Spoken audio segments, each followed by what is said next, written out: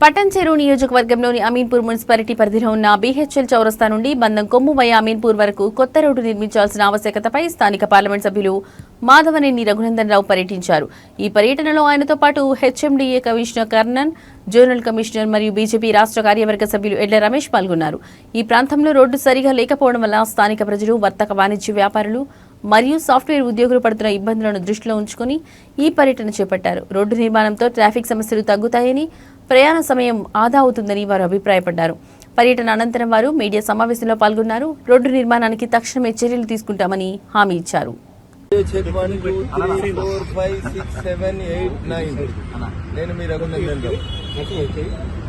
నేను మెదక్ పార్లమెంట్ సభ్యునిగా గెలిచినప్పటి నుంచి బీహెచ్ఎల్ ముఖద్వారం నుంచి అమీన్పూర్ మున్సిపాలిటీకి స్ట్రెయిట్ గా నాలాపై నుంచి ఒక రోడ్డు కావాలని గత కమిషనర్ ఇలంబర్తి గారు ఉన్నప్పుడు పేపర్ వర్క్ మొదలు పెడితే దాదాపు ఏడాది కాలం నుంచి అధికారులు మీనమేషాలు లెక్క పెడుతున్నారని ఒకసారి పోయినటువంటి జీహెచ్ఎంసీ సమావేశంలో గట్టిగా నిలదీయడంతో పాటు చందానగర్ జోనల్ కమిషనర్ హేమంత్ గారిని, జీహెచ్ఎంసీ కమిషనర్ కర్ణన్ గారిని గత 30 రోజుల నుంచి ప్రతిరోజు మానిటర్ చేసి ఫిజికల్ గా మీరు వచ్చి ఈ నాలా పరిస్థితి, రోడ్డు పరిస్థితి చూస్తే మా సమస్య అర్థమవుతుందని చెప్పిన సందర్భంలో మా విజ్ఞప్తిని మన్నించి ఈరోజు జీహెచ్ఎంసీ కమిషనర్ ఆర్వి కర్ణన్ గారు ఇక్కడికి రావడం జరిగింది.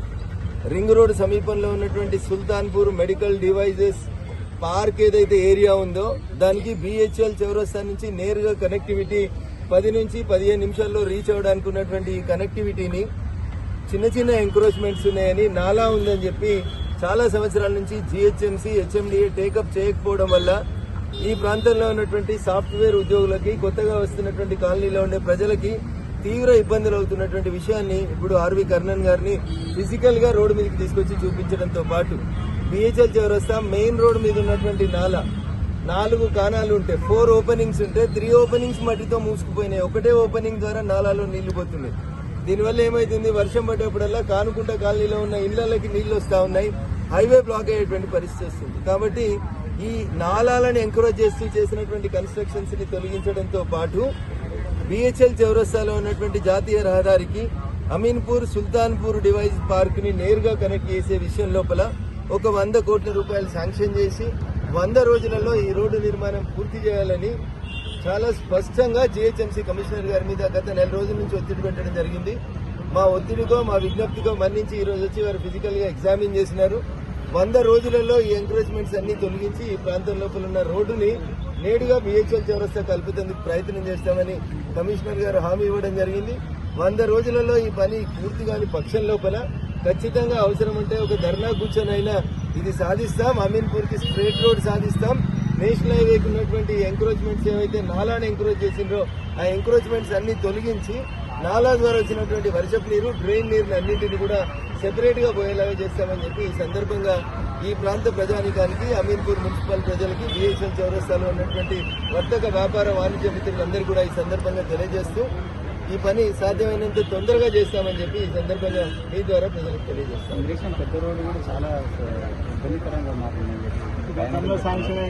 నేను గతంలో దుబ్బాక ఎమ్మెల్యే ఉన్నప్పుడు బీరంగూడ కమాన్ దగ్గర నుంచి రింగ్ రోడ్ దాకా రోడ్డు కావాలి, అస్తవ్యస్తంగా ఉంది, అవకతవకలు ఇబ్బందులు ఉన్నాయని చెప్పినప్పుడు అసెంబ్లీలో మాట్లాడితే నేను అప్పుడు ఈ ప్రాంత ఎమ్మెల్యేని కాకుండా మాట్లాడి ఆ రోడ్డు పూర్తి చేయించాను. ఖచ్చితంగా మీరు చెప్పిన పటాన్చెరు మార్కెట్ లోంచి ఇంద్రేశం మీదుగా దౌలతాబాద్ చౌరస్తాకు పోయేటువంటి రోడ్ డెవలప్మెంట్ విషయంలో కూడా త్వరలోనే గౌరవ ఆర్ఎండ్బి మినిస్టర్ కోమటిరెడ్డి వెంకటరెడ్డి గారిని కలిసి ఆ రోడ్డు పనులను కూడా ప్రారంభించేలా చర్యలు తీసుకుంటానని చెప్పి ఈ సందర్భంగా హామీస్తా ఉన్నాం. అంతేకాకుండా నోబాన్ చౌరస్తా దగ్గర నుంచి మొదలుకుంటే కర్దనూరు నుంచి బీడీఎల్ బానూరు, శంకర్పల్లి చౌరస్తా దాకా ఉన్నటువంటి రోడ్డు, ఈ 2 రోడ్లు కూడా పెరుగుతున్నటువంటి ట్రాఫిక్ అవసరాలని దృష్టిలో పెట్టుకుని మధ్యలో డివైడర్ను పెట్టి అటు 2 లేన్లు ఇటు 2 లేన్లు కొత్త రోడ్లు మంజూరు అయ్యేలాగా కోమటిరెడ్డి వెంకటరెడ్డి గారిని ఒత్తిడి తెచ్చి పారిశ్రామిక ప్రాంతంలో పనిచేస్తున్న కార్మికులు, సాఫ్ట్వేర్ ఉద్యోగులు ట్రాఫిక్ లో గంటలు అవస్థలు పడకుండా ఖచ్చితంగా చర్యలు తీసుకుంటారని ఈ ప్రాంతం నుంచి ప్రాతినిధ్యం వహిస్తున్న పార్లమెంట్ సభ్యుడిగా మీ ద్వారా మా ఓటర్ మహాశయులందరూ కూడా సవినయంగా తెలియజేస్తారు.